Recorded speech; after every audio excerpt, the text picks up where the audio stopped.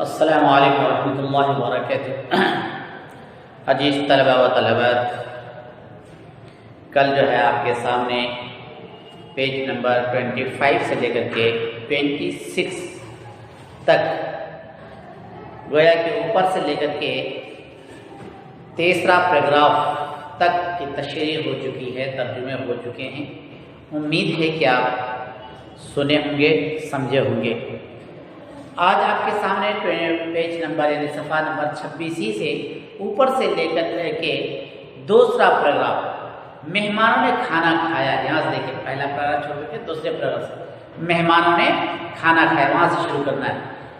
मेहमानों ने खाना खाया, घर वालों ने खाना खाया, बाजे वाले, धोबी, चम्मार, जितने लोग आए हुए थे शादी में, धोबी चम्मार भी खा चुके। लेकिन बूढ़ी काकी को किसी ने ना पूछा कि बूढ़ी काकी खाना खाई या नहीं खाई, किसी ने उसको नहीं पूछा। बुधराम और रूपा दोनों ही उन्हीं की बेहयाई की सजा देने का तय कर चुके थे, दिल में इरादा कर चुके थे। किसकी? उस बूढ़ी औरत को उसकी बेहयाई, बेशर्मी की सजा देने की, कि कोई पनिशमेंट दे, उसको भूखे रहने दो। कई बोलते हमारे यहाँ बहुत बेइज्जती हुई है, लिहाजा उसे खाना नहीं देना है। बहू भी और भतीजे भी दोनों ने ये इरादा कर लिया था सजा देने की। तो जाहिर है कौन पूछेगा? काकी को किसी ने ना पूछा। बुधराम और रूपा दोनों ही उन्हीं की बेहयाई की सजा देने का तय कर चुके थे, इरादा कर चुके थे। लाडली को काकी से बहुत आस था, एक उम्मीद थी। आस माने उम्मीद थी कि अब जो कुछ भी होगा वो लाडली ही कर सकती है। बहुत आस था, बहुत ही उम्मीद थी। बेचारी भोली सीधी लड़की थी। कौन? लाडली।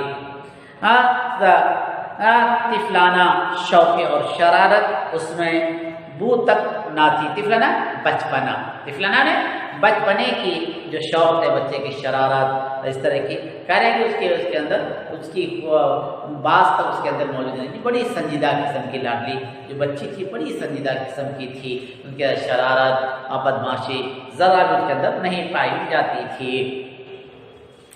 दोनों बार जब उसके बाप और माँ ने काकी को बेरहमी से घिसेटा तो लाडली का कलेजा ऐंठ कर रह गया कि आखिर वो क्या कर सकती है, कि क्यों, जबकि सारी दौलत, सारी जायदाद इसी बूढ़ी माँ की है और इसी दादी माँ की है। उसके बावजूद हमारे वालिदैन, हमारी माँ, हमारे बाबू के साथ ये ऐसा क्यों कर रहे हैं? ये देखकर उनका दिल जो है ऐंठ करके रह जाता था। लेकिन क्योंकि औलाद और छोटी थी, लड़की थी, वो माँ बाप को भी कुछ नहीं कह सकती थी। वो झुंझला रही थी कि ये लोग काकी को क्यों बहुत सी पूरियां नहीं देते। क्या मेहमान सबकी सब थोड़ी ही खा जाएंगे? नहीं देकर के लोग इस तरह की बातें कर रहे हैं। और अगर काकी ने मेहमानों से पहले ही खा लिया तो क्या बिगड़ जाएगा? क्या घरज हो जाएगा? पहले खा ले, मेहमान भी आने, मेहमान भी खा लेंगे, भी खा लेंगे, क्या बिगड़ जाएगा? वो काकी के पास जाकर उन्हें तशफ़ी देना चाहती थी कि किसी तरह काकी को जाकर कह दे, तसल्ली दे, तसल्ली कर दे, काकी घबराओ ना, मेहमान खा रहा है, माँ बाप कैसे ही सुलूक है। लेकिन माँ के खौफ से, माँ का डर से कह रहे कि वो ना जाती थी बूढ़ी माँ के पास, वो दादी के पास नहीं जाती थी। उसने अपने हिस्सा का पूरियाँ मुतलक ना खाई थी। उनके हिस्से की जितनी भी पूरियाँ मिली थी वो जो लाडली है वो एक भी अपने मुंह में नहीं ली थी, ना खाई थी। अपनी गुड़ियों की पटारी में बंद कर रखी थी। गुड़ियों की पटारी, जहाँ गुड़िया रखते हैं, गुड़ियों की जो खिलौने का जो बॉक्स था उसके अंदर बाज़ाब्ता ये पूरियाँ रखी थी। कौन? लाडली। वो ये पूरियाँ काकी के पास ले जाना चाहती थी। किसी तरह माँ, अम्मी ने भी उनको इस तरह कराया, बाबा भी मेरे से उनके साथ ऐसा सलूक कराया, मैं क्या करूँ? लिहाजा उसने जो खाने के लिए बैठी, जो पूरियाँ मिली या इधर उधर से, वो लेकर के उसी बॉक्स में लेकर के रख डाली थी। इसका दिल बेकरार हो रहा था, बेचैन हो रहा था। किसका? लाडली का। कब मौका मिले कि मैं सीधे जाकर के लाडली के और बूढ़ी माँ की रूम में जाऊँ और उनको, मैं दादी को ये पूरियाँ खिला सकूँ। बेकरार, बेचैन हो रहा था। बूढ़ी काकी मेरी आवाज़ सुनते ही उठ बैठेगी। अब ये सोच रही जैसे ही मेरी पाँव की खाली आहट सुनेगी तो उठ बैठेगी। पूरियां देकर कैसी खुश होंगी, मुझे खूब प्यार करेंगी। ये उसके दिल के अंदर ये कह रहा है कि मैं उसके पास जाऊंगी तो उठकर बैठ जाएंगी और वो खुश भी होंगी और मुझसे बहुत ज़्यादा वो प्यार भी करने लगेंगी। रात के 11 बज चुके थे। रूपा आंगन में पड़ोस पड़ी सो रही थी। रूपा की माँ जो है वो भी आंगन ही में क्योंकि थक चुकी थी, वो भी आंगन ही में सो रही थी। लाडली के आंखों में नींद ना आती थी, वो लेकिन सो नहीं थी कि बूढ़ी माँ सुबह से इसी इंतजार में खाई पी नहीं, 2 बार आई, 2 बार भी, एक बार अम्मी और एक बार अबू ने उन्हें घिसट कर लाकर रूम में डाल डालिया। वो किस हालत में होगी और उसके लिए जो छुपा कर रखी थी पूरी, इसकी वजह से नींद भी नहीं आती। कोई मौका मिलता में जाल लगा करके जल्दी से दादी को खिला दूँ। काकी को पूरियां खिलाने की खुशी उसे सोने ना देती थी। उसने गुड़ियों की पटारी सामने ही रखी। जब उसे यकीन हो गया कि अम्मा गाफिल सो रही हैं, बहुत नींद में सो रही हैं, गाफिल सो रही नींद में सो रही हैं, तो चुपके से उठी और सोचने लगी कि कैसे चलूं। चारों तरफ अंधेरा था, सिर्फ जो चूल्हे थे, चूल्हों में आग चमक रही थी। चूल्हे की जो पहले के खुले आग रहते थे, अब आंगन रहता था, खुला मैदान, उसमें जो आग जलाकर उसी में सारी चीज़ें पकती थी। तो वो आग बुझाते नहीं थे, वो आग ऑटोमेटिक खुद ब खुद वो ठंडी हो जाती थी। उसके अलावा दूसरा कुछ भी नहीं था, वही आग थी, नहीं तो पूरा अंधेरा ही अंधेरा था। वही कह चूल्हों में आग चमक रही थी और चूल्हों के पास एक कुत्ता लेटा हुआ था। लाडली की निगाह दरवाजे वाले नीम के दरख्त की तरफ गई। दरवाजे के पास एक नीम का झाड़ था, उसके पास उसकी निगाह गई, उसकी नज़र गई। उसे मालूम हुआ कि उस पर हनुमान जी बैठे हुए हैं। हनुमान जी बोले तो बंदर बैठे हुए हैं।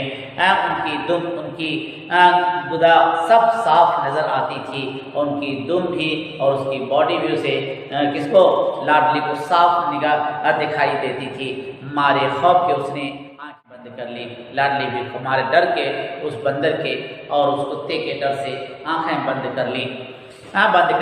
इतने में कुत्ता उठ बैठा। लाडली को ढारे हुई यानी अलग से क्या हो गया, कई सोते हुए आदमियों की निस्बत एक जागता हुआ कुत्ता उसके लिए ज़्यादा तकवीत का बाइस हुआ। देखा कि कुत्ता जो है वो जग चुका है और भूखना शुरू किया, खा गए, तो वही कह रहे जागता कुत्ता उसके लिए ज़्यादा एक ताकत मिली उसको, बाइस हुआ। उसने पटारी उठाई और बूढ़ी काकी की कोठरी की तरफ चली। बूढ़ी काकी के कोठरी की तरफ और पुड़िया लेकर के चले। जब देखा कुत्ता जग चुका है और ये बंदर मुझे कुछ भी नहीं करेगा, लिहाजा उसने कर लेकर के वहाँ चली। आगे देखिए क्या होता है। बूढ़ी काकी को महज इतना याद था कि किसी ने मेरे शाने पकड़े, किसी ने मेरा कंधे पे हाथ, शान नहीं, ये कंधा इसको कहते हैं, शाने पकड़े। फिर उन्हें ऐसा मालूम हुआ जैसे कोई पहाड़ पर उड़ाए लिए जाता है और शानों पकड़ करके कोई उसको पहाड़ की तरफ लेकर के जा रहा है, ऐसा महसूस हो रहा बूढ़ी औरत को। उनके पैर बार बार पत्थरों से टकराए, ऐसा महसूस हो रहा उसको। तब किसी ने उन्हें पहाड़ पर से पटक दिया। फिर मालूम लगा कि वो जा रहा है, टकरा रहा, और फिर किसी ने उसे पहाड़ पर से फेंक दिया, ऐसा उसे महसूस हो रहा है। वो बेहोश हो गई, बूढ़ी औरत बिल्कुल बेहोश हो गई। जब उनके होश बेजा हुए, यानी होश में जब वो आई तो किसी की ज़रा भी आहट ना मिलती थी, कोई आहट, कोई आवाज़ ना मिलती थी। समझ गई कि सब लोग खा पी करके सो गए और उनके साथ मेरी तकदीर भी सो गई। मेरी तकदीर में यही लिखा था, लिहाजा मैं भी सो गई। रात कैसे कटेगी, राम क्या खाऊं, पेट में आग जल रही है। आग जलने मैंने भूख बहुत तेज लगती है, पेट में आग जलती से एक मुहावरा है, बहुत ज़्यादा भूख लगना। अब खुदा क्या सोचोगे, रात कैसे कटेगी, यानी मेरी तकदीर, अब कोई खाना लेकर आया नहीं, मैं क्या करूं, और मेरी रात कैसे कटे, भूखे, नींद भी नहीं आ रही है, और फिर अल्लाह को याद करे, यानी राम मैं क्या खाऊं, पेट में आ गया, बहुत ज़्यादा भूख लग रही। हाँ, किसी ने मेरी सुध ना ली, किसी ने मेरे बारे में समझ भी नहीं कि मेरे को क्या, मैं कैसे मेरी रात गुजरेगी, क्या खाई नहीं खाई, मेरा ख्याल भी नहीं किया। क्या मेरा ही पेट काटने से धन हो जाएगा, क्या मेरा पेट एक आदमी का खाने से उसे दौलतमंद हो जाएगा, धन माने दौलत, हाँ दौलतमंद हो जाएगा।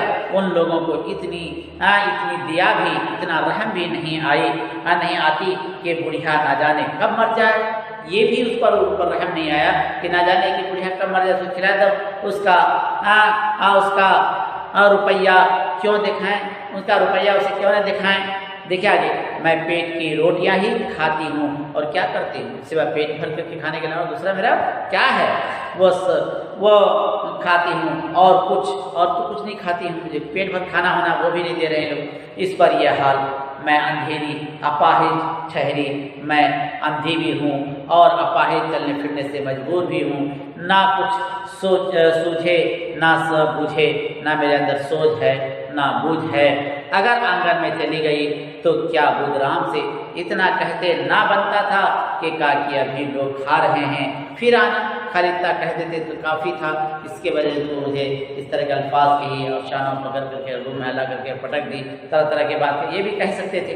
फिर आना, मुझे घिसेटता पटका, उन्हीं पूरियों के लिए रूपा ने सबके सामने गालियां दी, वह रूपा भी उसके सामने गालियां दी, आप लोग जानते हैं। इन्हीं पूरियों के लिए वो इतनी दुर्गत करके मेरी इतनी बेइज्जती की, दुर्गत की ये हालत बनाई मेरी, करके भी उनका पत्थर का कलेजा ना पिसजा, कलेजा भी उसका नरम नहीं हुआ, उसका दिल भी नरम नहीं हुआ कि कम से कम अब मेहमान खा चुके हैं, अब ले जा करके तो दोनों आदमी चलो जा करके उनको उस बूढ़ी माँ को खिला दे, इस पर भी उसका कलेजा नहीं पिसा जाए, इस रहम नहीं आया उसके दिल में।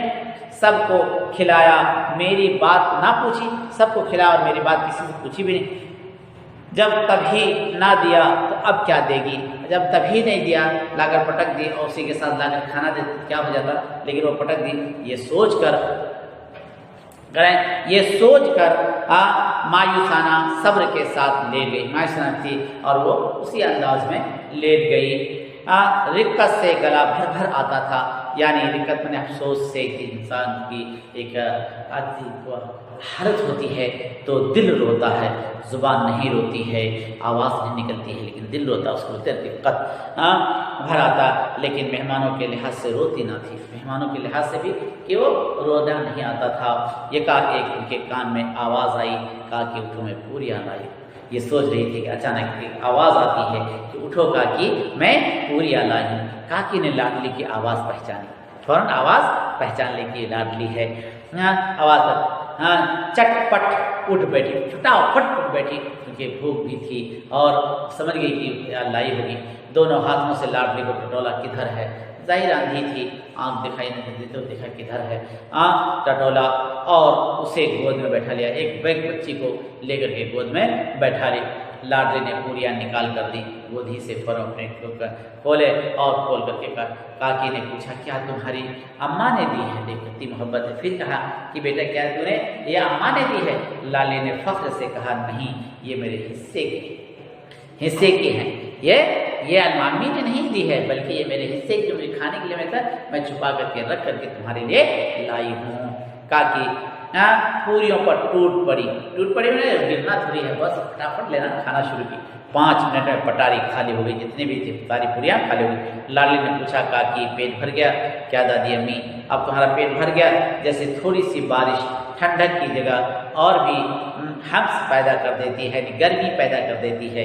जैसे थोड़ी गर्मी हो और थोड़ी सी बारिश होकर के रुक जाए तो और ज़्यादा गर्मी हो जाती, यानी गोया कि वो पूरी जो लाई थी वो पूरी खा करके और भूख को ताज़ा कर देगा। पूरा खाना ना मिले, भूख बहुत तेज़ लग करके हो और थोड़ा सा खाना दे तो भूख और ज़्यादा बढ़ जाती है उस खाने से, वही करें हंस पैदा कर देती। इसी तरह इन चंद पूरियों ने काकी की इश्तिहा, शौक और रगबत ने भी शौक का तर्जुमा कीजिए और भी तेज़ कर दिया था कि और भी मैं और खाऊंगी। बोली नहीं बेटी, जाके अम्मा से और मांग लाओ। लाडली अम्मा सोती हैं, जगाऊंगी तो वो मारेंगी और वो देती नहीं हैं। उसके बाद फिर आगे क्या होता है वो इंशाअल्लाह आइंदा आपके सामने उसकी तशरीह की जाएगी। जब तक के लिए खुदा हाफिज़, अस्सलामु अलैकुम व रहमतुल्लाहि व बरकातुहू।